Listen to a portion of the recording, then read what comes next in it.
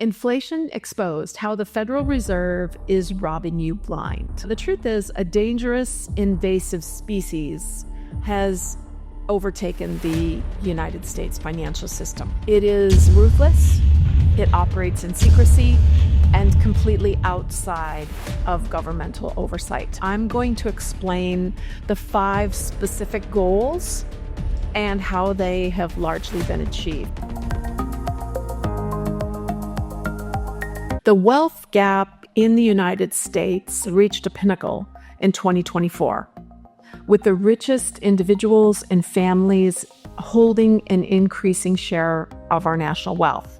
The top 1% of Americans now control about 26% of the total available U.S. wealth, which is a significant increase from the 17% that they held in 1990. The middle class is painfully aware of this and that it has seen a consistent decline in wealth. Now it holds just 26% of wealth, down from 37% in the early 1990s. The situation for lower income families is dire.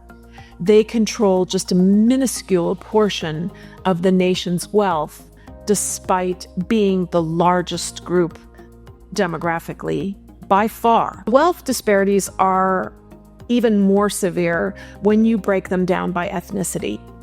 White households hold significantly more wealth and retirement savings compared to Black and Hispanic households. Policies like redlining, educational and employment disparities have historically limited the wealth building opportunities for these groups, which has exacerbated the wealth divide. And these trends underscore the lasting impact of economic policies that benefit top earners and asset owners disproportionately. Wealth inequality is near its peak in the history of the United States. This is a chart from Federal Reserve. You can see that the total assets of the top 1% is in blue. We're going to reveal who actually bears the burden of this extreme wealth transfer later in this video. But first, I want to dive into the goals of this invasive species that caused this. As I discussed in the previous video, the Federal Reserve is actually a private banking cartel that was created in 1913. It was actually the 4th central bank in the United States. In fact, it is a legal private monopoly with virtually no oversight. The fact that the Federal Reserve was not called a bank, it was intentionally deceptive. This cartel has achieved economic success well beyond what the founding member banks' or wildest dreams, even if the invasive species is now in the process of killing its host. It's also inflamed the U.S. population, which we see playing out politically. We'll expose the corrupt system that is the root cause of the painful inflation we've all experienced. Spoiler alert, it's gonna get worse, and no politician can or will fix it. But there are steps you can take to protect yourself and your finances. Their plan was to hijack the United States monetary system, and it had 5 main objectives for this newly created Federal Reserve in 1913. Number 1, to stop competition from new banks. There were a lot of them popping up back then. I discussed in this video about central bank digital currencies and why the banks are not fans of adoption of these. Number 2, the grant of a license from the United States government to create currency from nothing for the purpose of creating massive profits from lending. Number 3, to control the reserves of all banks so that the worst-run banks were protected from bank runs and currency drains. Number 4, to shift the risk of loss from the banks to the taxpayers. And number 5, to deceive Congress into thinking that the Fed would actually protect the public. Now, it took a few years to implement this plan, but the resulting damage appeared almost immediately as we'll see in a moment. Now, it could have been much worse, but thankfully the worst effects really weren't felt until after August 15th, 1971. And we'll get to that in a moment. So let's see if we can simplify this extremely complicated process that has stolen and will continue to rob you blind. And let's go through the steps in this scam. Step 1, the United States government creates IOUs. They're called bonds. These bonds are what increase the public debt. Imagine if you were a household and you just kept giving people IOUs. You didn't actually pay them. It was just IOUs. That's essentially what our government has done. They're guaranteed by taxpayers like you and me. Step 2, the government then sells these bonds to the banks, and the banks sell national debt at a profit. Banks don't do anything without a profit. To the Federal Reserve, is bank owned. And we don't know exactly who owns it, and that's the point. There's no transparency. The Federal Reserve is not a government agency. Step 3, the Federal Reserve writes checks from an account that has a zero balance in the checking account. And the Federal Reserve presents these checks to the banks, which create currency out of thin air. The bonds and currency are mere numbers in a computer. Step 4, those numbers get transferred to various government agencies who distribute the funds. Social Security, social programs, public projects, the war machine, the whole Defense Department.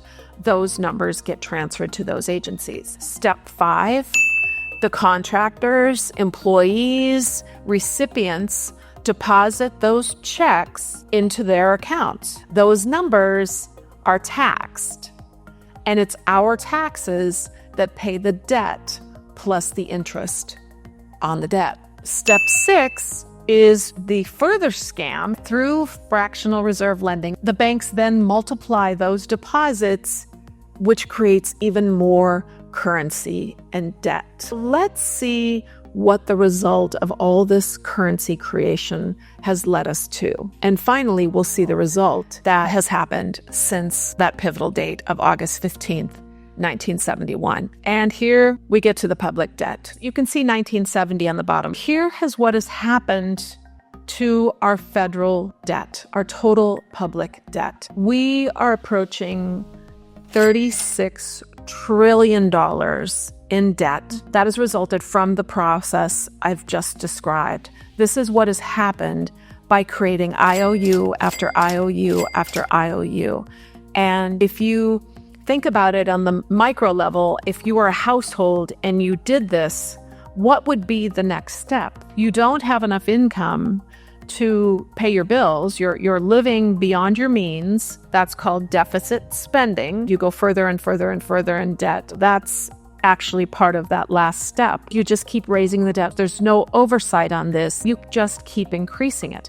As a taxpayer, your willingness to work, to create an income for yourself, right, that gets taxed. It's your tax dollars that is going to pay the interest on this. Let's look at the historical inflation levels we saw prior to 1971. We were kind of bumping along with inflation level. What increased it? It was the Revolutionary War, the War of 1812, the Civil War, World War I, World War II.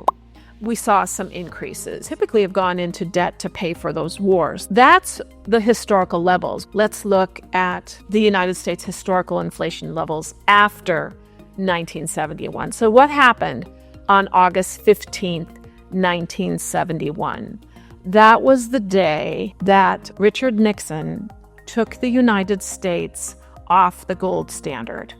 Prior to that, all of the currency that was created that made its way around the world, people used dollars, could be redeemed for gold, or at least a portion of it. That's a topic for another video. And be able to get gold in exchange for the currency that's in your wallet, in your bank account. And after that date, that was it.